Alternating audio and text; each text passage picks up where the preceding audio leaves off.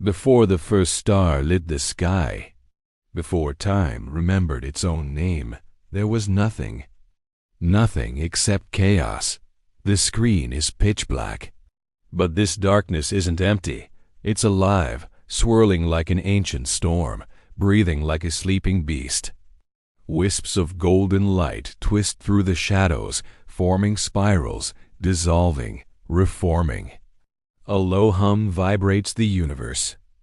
Suddenly, a faint glow appears, small at first, growing brighter, brighter, until the darkness itself seems afraid of it.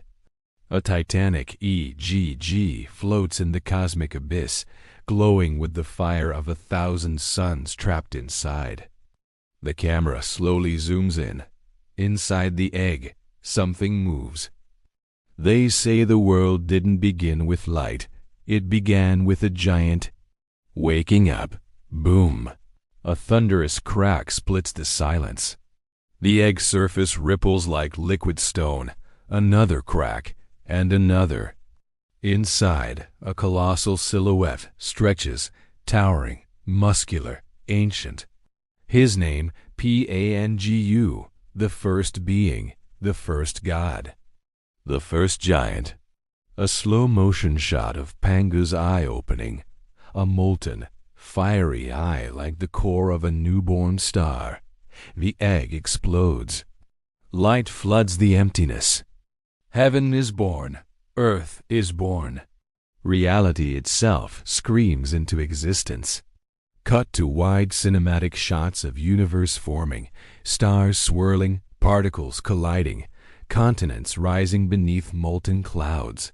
The voice shifts into YouTube documentary tone, fast-paced, engaging, modern. This is the legend at the heart of Chinese mythology. A creation story so massive, so explosive, and so awe-inspiring that even modern scientists stop and think for a second. Damn. That actually sounds pretty cool. Quick montage. Giant Pangu pushing sky upward, earth thickening like layers of an ancient drum. Storms swirling around his body, mountains rising beneath his feet, heaven glowing above his head. But this isn't just some simple ancient tale. This is the story of a god who literally became the world. Pangu stands between heaven and earth. The sky is low and heavy, threatening to collapse. The earth is soft, unstable, a chaotic soup of mud and fire. Pangu lifts both arms. His muscles bulge like mountains. His breath becomes a hurricane. His hair flows like rivers of stardust. Every day, Pangu grew 10 feet taller. Heaven rises. Earth thickens. Every day, he pushed the sky 10 feet higher. Lightning crackles across his arms. For 18,000 years, he did not rest. Cut to a montage of passing ages. Glaciers form, oceans boil, meteors blaze across the sky. Volcanoes erupt as Pangu's footsteps shake the world. This is ancient, raw, cinematic creation, not gentle, not peaceful. The world is forged in violence and power. Pangu's shadow stretches across mountains. His roar becomes thunder. His heartbeat becomes the rhythm of the earth. Imagine doing a single task for 18,000 years. Now imagine that task is holding up the entire sky so it doesn't fall and crush everything. That was Pangu's job, a humor beat. A visual of a giant shrugging as he carries the heavens. Honestly, dude deserves a raise. Pangu's arms tremble, not from weakness, from finality. Heaven is now impossibly high. Earth is now vast, stable, full of promise. Clouds swirl above him, volcanoes calm beneath him. He exhales a final breath. His work was done. The giant begins to fall. As he collapses, his massive body glows, bright, warm, beautiful. He hits the ground. A shockwave ripples across the world. His body dissolves into light. This is one of the most beautiful cinematic scenes in mythology. His left eye floats upward, glowing, burning, and bursts into a blazing star. The sun, his right eye cools into a soft blue shimmer. The moon, his breath becomes wind, clouds, storms. His voice becomes thunder. His blood spreads into rivers that carve valleys. His bones harden into mountains. His teeth become minerals. His marrow transforms into jade and pearls. His hair grows into forests. His sweat becomes rain. Yeah, he didn't just shape the world. He is the world. A transition shot. Forests growing, rivers flowing, stars shining. Everything alive now comes from Pangu's sacrifice, and so from the death of a god. Life began, fade to black. But even with the world complete, something was still missing. A swirl of mist forms the silhouette of a woman, elegant, ancient, motherly. Her eyes glow like moonlit jade. She would shape humanity with her own hands. The silhouette steps forward. Her footsteps grow flowers. Rivers bow to her presence. Her name was Nuwa, and the world was about to change forever. The camera glides slowly over the world. Towering mountains stretch toward the sky. Rivers shimmer like silver veins across the land. Forests breathe. Oceans whisper. The world is alive, yet something feels wrong, empty. Asterisk. The world was complete. Mountains stood tall. Rivers flowed free. The sun rose and the moon followed, but there were no voices to sing, number hands to build, no eyes to wonder. Asterisk. The wind moves through valleys with no one to hear it. Cut to a wide shot of the sky. A figure descends slowly from the clouds. She steps onto the earth. Flowers bloom beneath her feet. The river's quiet, as if listening. The wind bows around her. She is Ngwa, ancient, graceful, powerful, half divine, half eternal. Her eyes reflect the sky and the soil together. Meet Nuwa, one of the most important gods in Chinese mythology.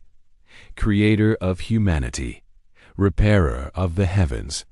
Basically, without her, we wouldn't be here. Nuwa walks through the world Pangu left behind. She touches a mountain, feels its strength. She kneels by a river, watches her reflection ripple. But her expression changes. She is lonely, for all its beauty. The world was silent. Nuwa sits by the riverbank. Her fingers trail through soft yellow clay. She watches the mud cling to her skin. She pauses. Her eyes widen slightly. An idea is born. What if the world could look back at itself? She gathers clay in her hands, slowly, carefully. Lovingly, she begins to shape something new, hand shaping clay. Fingers press gently, forming arms, legs, a face. She smooths the clay with care, not rushing, not careless. She places the figure on the ground. For a moment, nothing. Then the clay breathes. The figure's chest rises. Eyes open. A human gasps for air. And just like that, humanity took its first breath. The human looks around in wonder. Sunlight hits their face. They smile. Nuwa smiles back. According to myth, humans were literally made from the earth, which means when ancient people said, "We belong to this land," they meant it. Nuwa doesn't stop.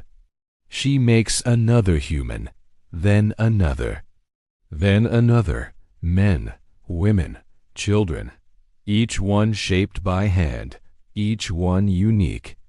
But creation takes effort. Her hands begin to tremble. Her breathing grows heavier. Days pass, then years. Creation is beautiful, but it is exhausting. Nuwa looks out at the vast empty lands. She realizes something. This world is too big. She cannot fill it alone. Nuwa stands up. She picks up a long cord, dips it into the thick yellow mud, and swings it through the air. Mud droplets scatter across the land. Each droplet hits the ground and becomes a human. Hundreds, thousands, tens of thousands. People rise everywhere, laughing, crying, living.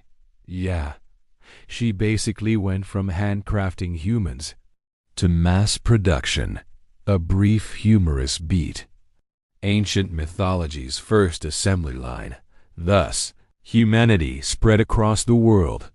Some legends say, humans shaped by hand became nobles.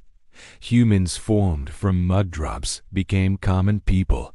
Whether true or not, the message remains. All humans came from the same earth. Time passes. Human civilizations rise, but generations weaken. Disease spreads. People die. Nuwa watches from afar. She considers returning to mold humans again.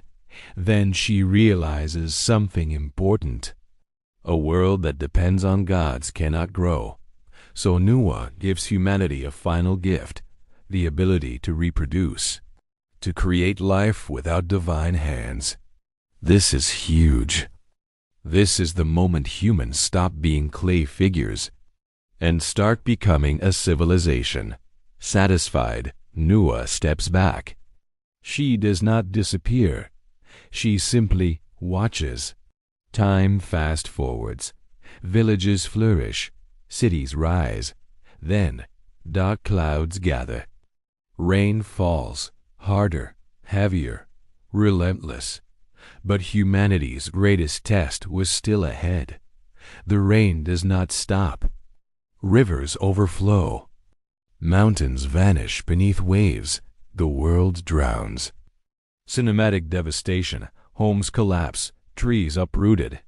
People swept away. The camera pulls back to show the entire earth underwater. A flood so vast. It erased almost everything. Silence. Then, two figures cling to a mountain peak, a brother and a sister, the last humans alive. They look at the empty world, fear, hope, shame. Imagine realizing the entire future of humanity depends on you and the only other survivor is your sibling. They look to the sky, no answer. What they would do next would decide whether humanity lived or vanished forever. The camera sweeps across an endless ocean, no land, no cities, no forests, only broken debris drifting on dark waters. The flood took everything. The world that once bloomed with life now lies buried beneath waves. A single mountain peak rises above the water. Two tiny figures stand there. The brother grips a spear fashioned from driftwood. The sister clutches a torn cloak around her shoulders. Their clothes are soaked. Their faces are hollow. They stare across the empty horizon. Every myth has a moment like this. The moment when humanity stands on the edge of extinction. The sister speaks, her voice trembling. Sister, are we really all that's left? The brother doesn't answer. He already knows. Hope is loud when the world is full. But when the world is empty, hope whispers. Night falls. They sit beside a small fire, the only light left in the world. The flames crackle softly. The sister finally says it. Sister, if we do nothing, humanity ends with us. Silence. The brother stares into the fire. Brother, quiet. But if we act, we commit a sin. This is where mythology stops being about gods and starts being about people. They know what must be done.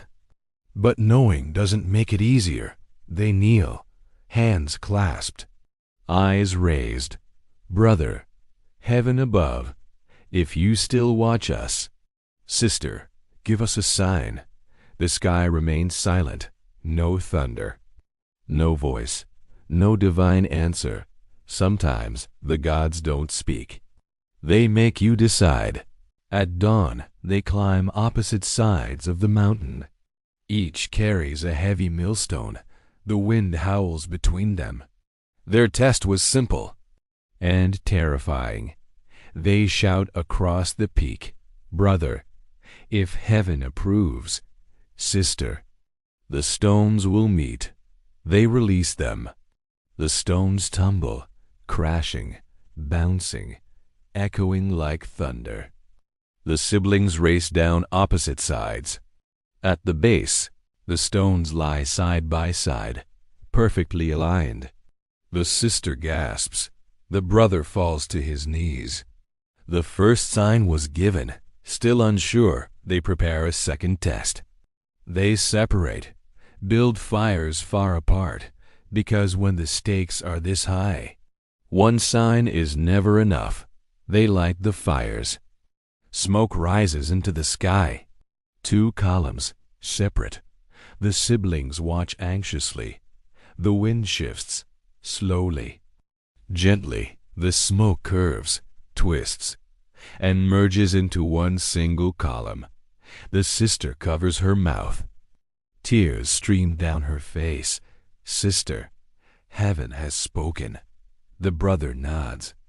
Brother, then we will carry this burden. They marry. Not in celebration, but in duty. Time passes. The sister's belly swells. Life grows inside her. Humanity holds its breath. 9 months later, the labor begins. Screams echo across the empty mountain. The brother holds her hand. Then, silence. What is born is not a child. It is a smooth, round sphere of flesh, lifeless, silent. The sister stares in horror. Sister, sobbing. We were wrong, weren't we? The brother steps back in fear. Brother, this is punishment. They collapse to the ground, weeping. Their cries echo across the empty world. They obeyed heaven, and still suffered. The sky darkens. The wind stills. A familiar presence returns. A radiant figure descends. The air warms. The ground steadies. NGWA stands before them. Sister and brother freeze. When gods return, it is never without reason. Nuwa kneels, examines the sphere. Her expression softens. NGWA, you were not punished. She draws a glowing blade of light, raises it. The siblings scream. The blade cuts the sphere open. Light bursts forth. From inside spill many crying infants, dozens, hundreds. Life floods the mountain. Humanity. Rebooted. The sister collapses in relief. The brother laughs through tears. Once again, humans were born, not from clay, but from courage. The camera pulls back. Children spread across the land. Forests regrow. Rivers calm. The world breathes again. But humanity's story doesn't end with survival. The sky shifts. A golden palace forms above the clouds, because now, heaven begins to watch more closely. The camera looks upward. Clouds drift slowly. The sky is vast, silent, untouchable. Heaven is still there, but it feels far away. Once, gods walked among humans. Now, heaven watches from a distance. Below, humans stand in fields, in villages, on mountains, looking upward, wondering. Time moves forward. Generations pass. Children grow up hearing stories of Pangu, of Nuwa, of the Jade Emperor, but no god descends anymore. This is one of the most important shifts in Chinese mythology. Cut to farmers working fields, artisans crafting tools, leaders organizing communities. Instead of gods fixing everything, humans now had to do the work themselves. Villages expand into towns, towns become cities, walls rise, roads stretch, markets buzz with life. Order no longer came from heaven alone. It had to be built on earth. Laws are written, customs form, traditions are passed down. This myth quietly explains something huge. On screen, text appears, responsibility. Once heaven stepped back, responsibility stepped forward. The camera shifts. A mortal emperor stands before his people. He wears robes patterned like the heavens. Heavenly symbols decorate his crown. If heaven was distant, someone had to represent it on earth. This is why Chinese emperors weren't just rulers. Montage. Emperors performing rituals, offering sacrifices to heaven, declaring laws as divine order. They were seen as the son of heaven. If the emperor ruled justly, heaven approved. If disasters struck, heaven was angry. Myth became politics. Scrolls fade into real historical maps. Names blur between legend and record. Here's where things get interesting. Some emperors were real men. Some were gods. Some were real men, who later became gods in memory. In Chinese culture, history doesn't replace myth. It blends with it. Because stories explain what facts cannot. The camera returns to the cosmos. Pangu's silhouette appears faintly among stars. Pangu isn't just a giant. He represents sacrifice. His death becomes rivers, mountains, life itself. The world exists because something gave itself up. A pause. Creation requires loss. Nuwa stands among humans, watching quietly. Nuwa isn't just a creator. She represents care. She doesn't abandon humanity. She teaches them independence. The ultimate act of love is letting go. The Jade Emperor watches from afar, still ruling, still judging, but no longer interfering directly. Law without wisdom is tyranny. Freedom without order is chaos. The Jade Emperor represents balance. Mistakes happen. Punishments follow. Order is maintained, not gentle, but necessary. Cut to modern cities, skyscrapers, traffic, screens glowing. You might think this story is ancient, but humans still struggle with power, responsibility, balance, excess. The questions haven't changed, only the setting has. The camera looks up at the sky again. The same sky humans have looked at for thousands of years. If the gods stepped back, what will we build? A long pause. Text fades in slowly. The world was given to humans. What they do with it is their myth to write. Above the clouds, above the wind, above even the stars, there exists heaven. Not a place of softness, but of order. Golden palaces float among endless clouds. Bridges of light stretch into infinity. Celestial beings move in perfect rhythm. At the center of it all, a towering throne carved from jade. And upon it sits the ruler of heaven itself, the Jade Emperor, where Pangu created the world, and Nuwa created humanity. The Jade Emperor ruled everything that followed. The camera slowly circles him. His expression is calm, unmoving, unquestionable. This is not a god of emotion. This is a god of law. Think of the Jade Emperor as the CEO of the universe, not the one who builds everything, but the one who makes sure it all doesn't fall apart. Scrolls float beside him. Stars rotate at his command. Seasons change with a gesture. He governs time, fate, balance, and consequence. Below him, the mortal world thrives once again. But something concerns him. The Jade Emperor looks down. Villages grow. Children laugh. Fires burn at night. Humans multiply. Too freely. Too chaotically. From heaven's perspective. Humans are powerful, emotional, and unpredictable. The Jade Emperor tightens his grip on the throne.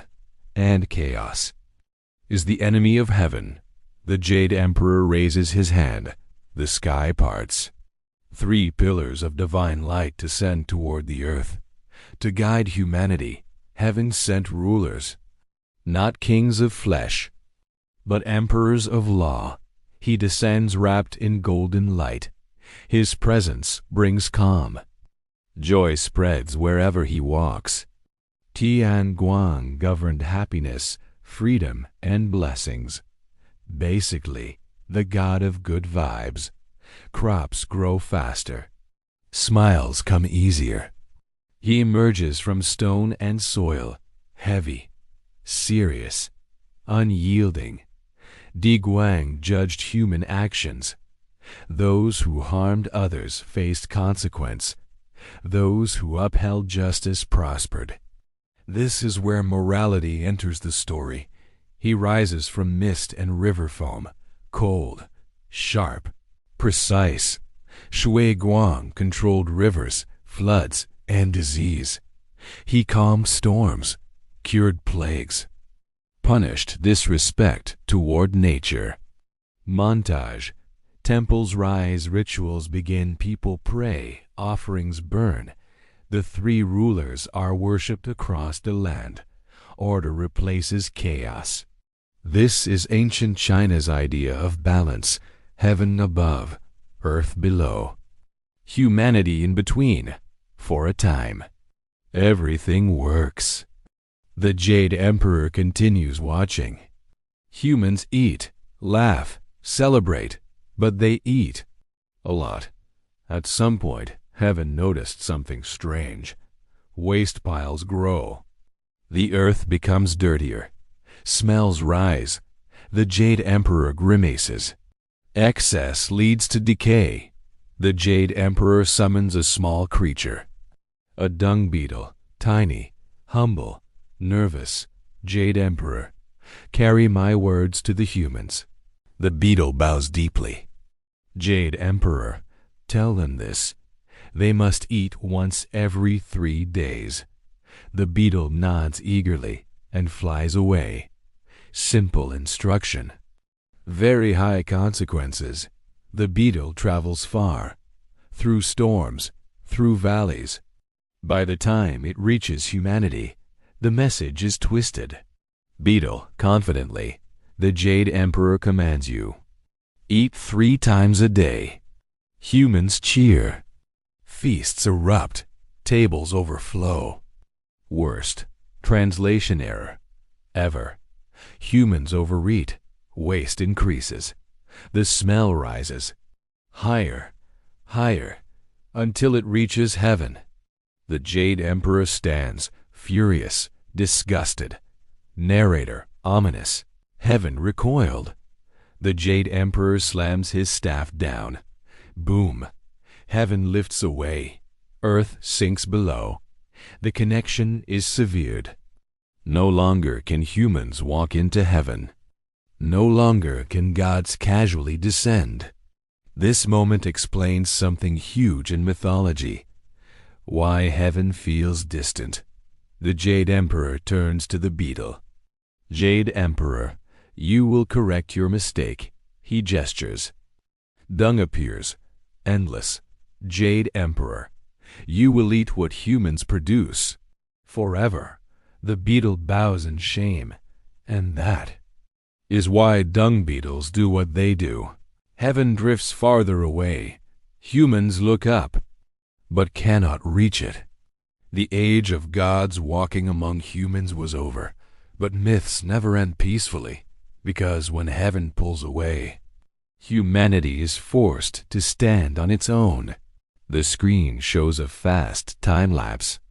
Dynasties rise, dynasties fall, bronze turns to iron, iron to steel, steel to glass and concrete, but humans remain.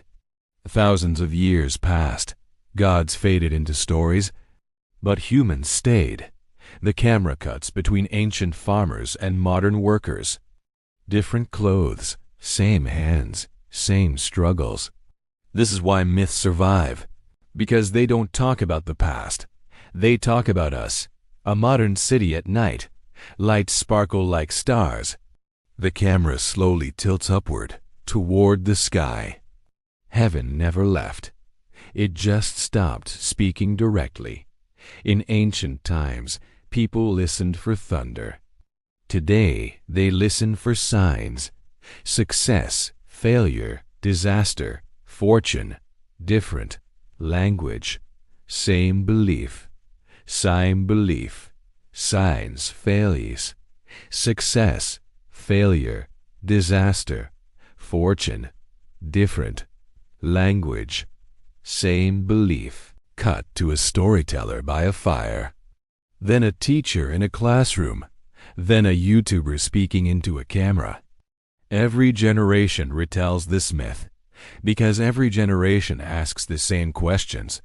Text appears on screen, one by one. Who are we? Why are we here? Who is responsible when things go wrong? Silence. And myths answer.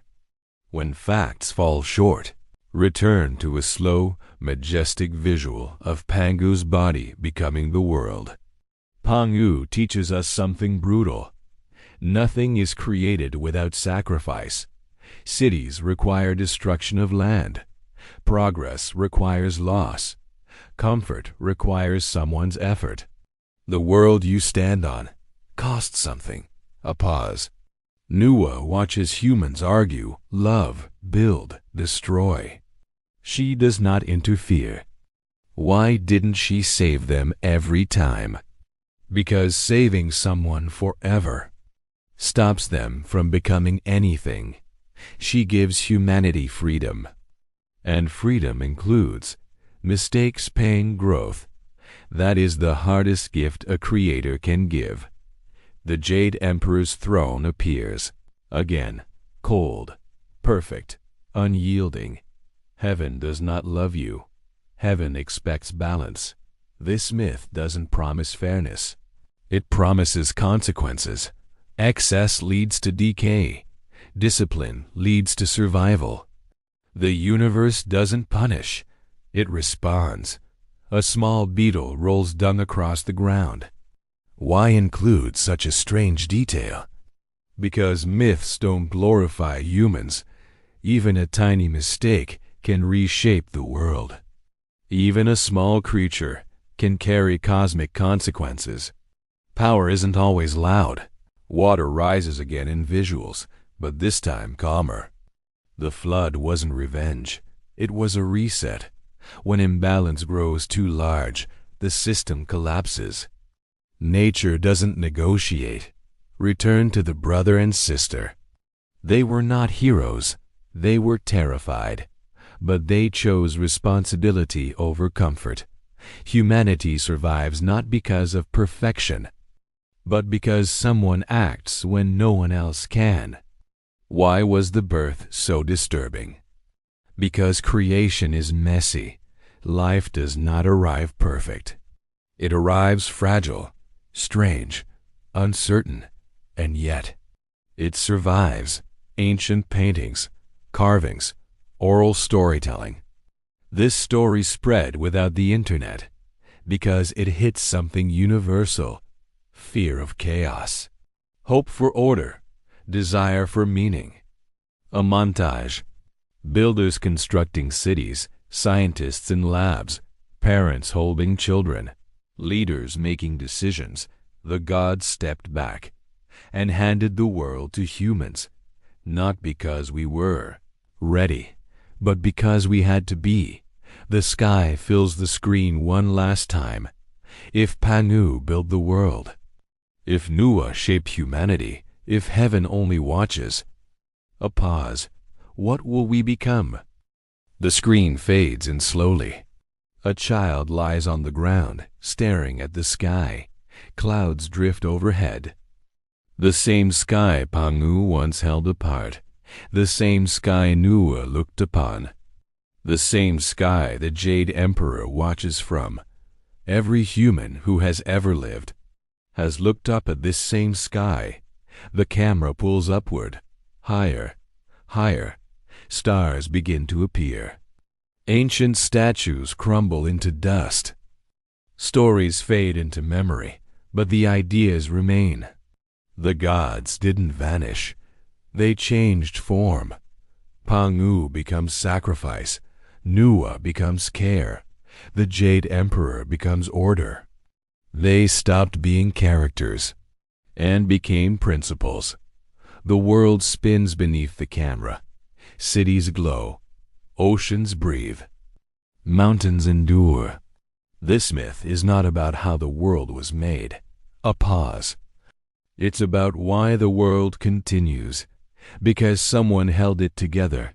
Someone repaired it. Someone took responsibility. Footage of human history flashes rapidly. Empires rising, empires burning, crowns falling, borders shifting. At some point, humanity became the experiment. No more divine resets. No more God stepping in. Just choices and consequences. People think myths are lies, but myths are the first way humans told the truth. Truth about fear, power, responsibility. Science explains how. Myth explains why. A single dung beetle rolls its burden across the dirt. Why end a cosmic story with something so small? Because the universe doesn't revolve around heroes. It revolves around cause and effect. Even the smallest mistake can separate heaven from earth. Water ripples calmly now. The flood wasn't evil. It was inevitable. When imbalance grows too great, systems collapse. Nature doesn't hate us. It corrects us. Return to the brother and sister, not as mythic figures, but as humans. The most important moment wasn't creation. It was responsibility. No God speaking. No voices from heaven, just humans deciding. That's when the world truly became ours. The camera shows modern humanity. A scientist in a lab, farmer in a field, a parent comforting a child, a leader facing a crowd. If heaven watches, what does it see? Balance or excess? Care or neglect? The sky fills the screen one last time. Pangu gave his body. Nuwa gave her care. The Jade Emperor gave his distance. A pause. What will we give?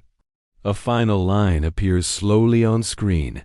The gods did not abandon the world. They trusted I to us. Silence.